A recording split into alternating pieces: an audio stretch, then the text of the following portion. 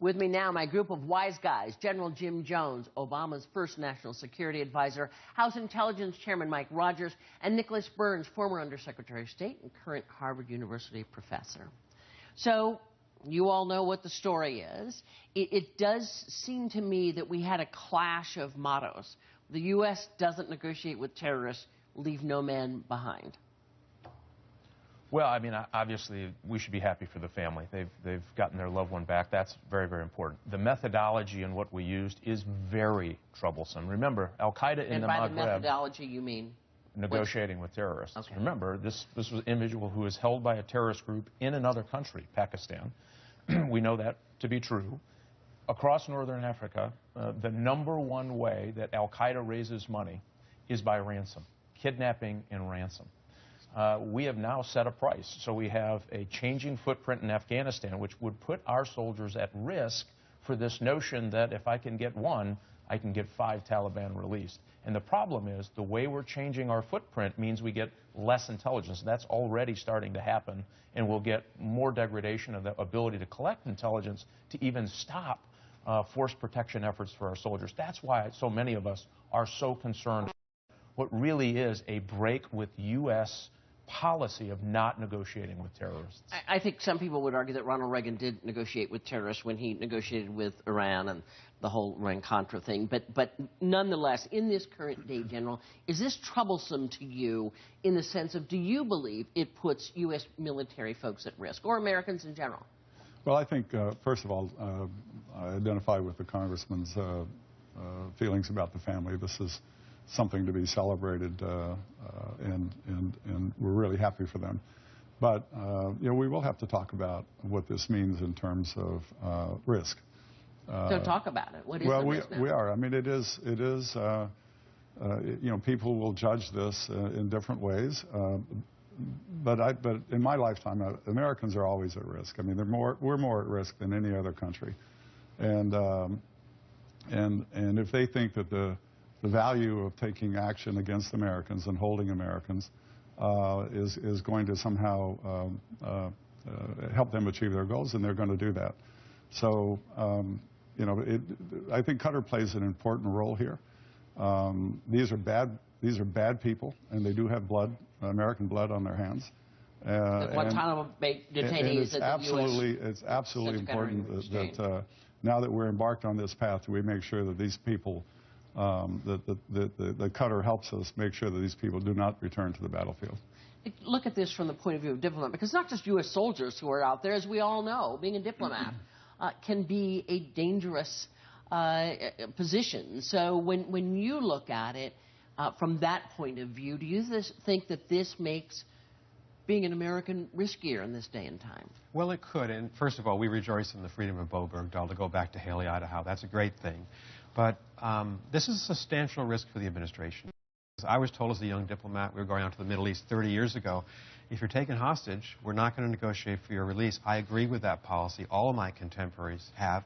It's been U.S. policy for decades. We don't want to reward or encourage terrorists. And the problem we've got is we're still in Afghanistan. We still have troops there. The president's just announced they'll be there for at least 2 more years. And we've seen now that, that Al-Qaeda core has metastasized into these affiliate groups that the Congressman referred to, the Chairman referred to. In North and West Africa and the Middle East, you have all these more virulent, if it's possible, than Osama bin Laden terrorist groups. We don't want to see our diplomats or our soldiers put in that situation. General, there is also leave no soldier behind, leave no man or woman behind.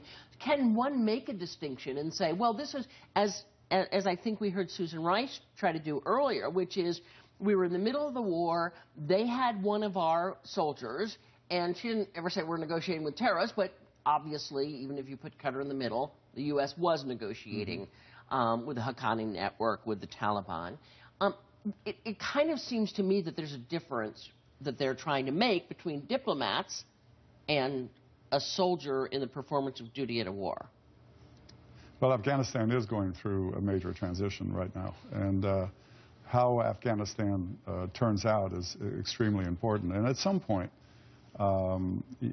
most conflicts do resolve themselves in an exchange of prisoners at the end of the conflict.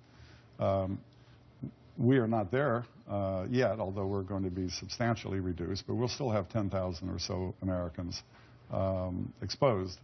And, you know, people this will have to play itself out to see exactly how it happens, how it happens in terms of the security of those people. But the truth is, we weren't really ever at war in Afghanistan against Afghanistan or Pakistan or any country. We were at war with a group, expanded to groups, but nonetheless, in the world of asymmetric warfare, where we are fighting groups and not nations, we used to do prisoner exchanges with nations all the time when we were at war with them. Why not now? Because, again, the Haqqani Network is a terrorist organization. It is not a nation state. They don't control government services or anything that but even we were at war with resembles. them. Yes? Well, we're at war with anyone that declares war against the United States, which is Al-Qaeda and its affiliates and those who provide it resources right. And to do therefore, bad things. If you're at war with this group, as you would be with a state, you know, with Germany or, you know, in the past, don't you of necessity have to negotiate a prisoner exchange? No, here's where I disagree completely. Now, we have other means to use. And remember, they came to Congress about a year ago and said, we're thinking about doing these negotiations. And by the way, they didn't get a very warm reception from either party in the National Security Committees. They said, this is fraught with trouble. Well, so this all of a sudden comes a year later. They didn't notify Congress. I think they violated the law in 2 different places here. Why? Is because this is morphing into different places. So an Al-Qaeda affiliate in now Africa looks a lot and functions a lot like the Al-Qaeda affiliates operating out of the tribal areas in Pakistan. You can't, if you negotiate here, you've sent a message to every Al-Qaeda group in the world that says, by the way, who are holding U.S. hostages today, that there is some value now in that hostage in a way that they didn't have before. That is dangerous. And so our argument is, listen, we don't fight this like we would fight a nation-state war. You can't. And you shouldn't negotiate with terrorists for this very reason. I want to get back to something you said, but I want to get Nick before we close out this first segment and ask you, so much depends on whether Qatar can deliver in the corralling of these 5 men. Do they have the wherewithal? You know, they won't tell us what the restrictions are other than they can't leave Qatar for a year. But it's unclear to me, and you know, Susan Rice talked about certain restrictions, et cetera, et cetera. Do they have, is this a country equipped with the kind of surveillance or watchfulness that could handle 5 folks that have some blood on their hands? Well, this is a key question, because the deal, if you favor this, you're going to have to understand that Qatar is going to be able to keep these people under wraps, in essentially house arrest. They won't be able to contribute either by phone or in person to the battlefield because our soldiers are there. It's a very small state, Qatar, a tiny state. I'm not sure they have the apparatus to be able to contain 5 people like this. And I think it would be helpful to know from the administration what are the conditions that they understand. I tried. They've agreed to. Right, right. Apparently those are part of the secret of their containment, and they